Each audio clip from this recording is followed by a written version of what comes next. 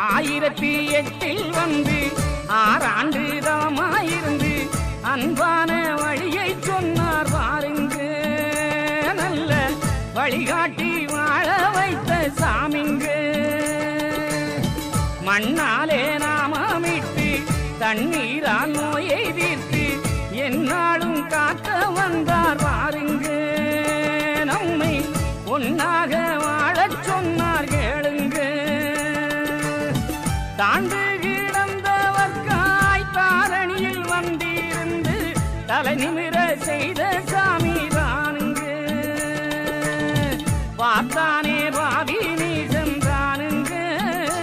நம்ம ஐயாவை கட்டி இழுத்தான் பாருங்க.